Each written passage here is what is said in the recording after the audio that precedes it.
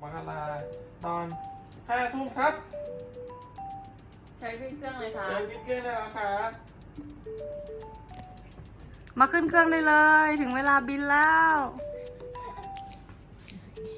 มันจะขึ้นเครื่องแล้วนะมันจะขึ้นเครื่องแล้วนะ โอเค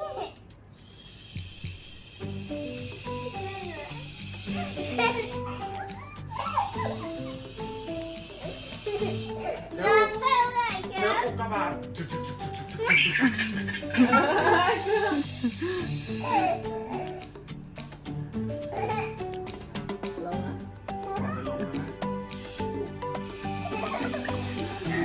อยากเล่นด้วยนะเนี่ย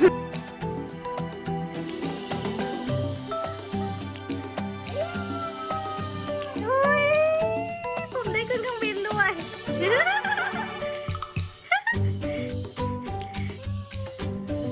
ชอบใช่เลย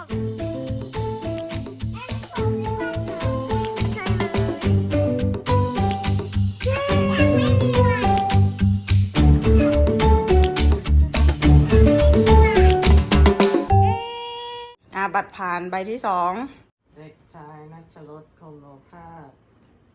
เที่ยวบินที่จะไปคือจังหวัดชลบุรีสายการบินแอร์เอเชียบินจากดอนเมืองไปที่อู่ตะเภาแล้วเดี๋ยวนั่ง2 แถวต่อไปนะครับ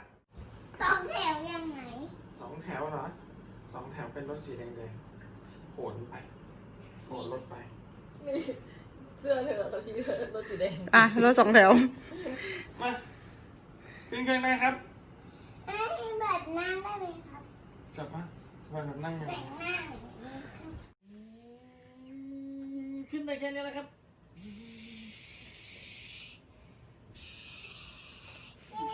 เจ้าหูกระบะ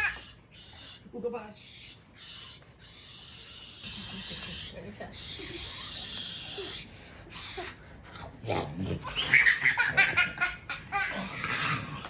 โอ้โห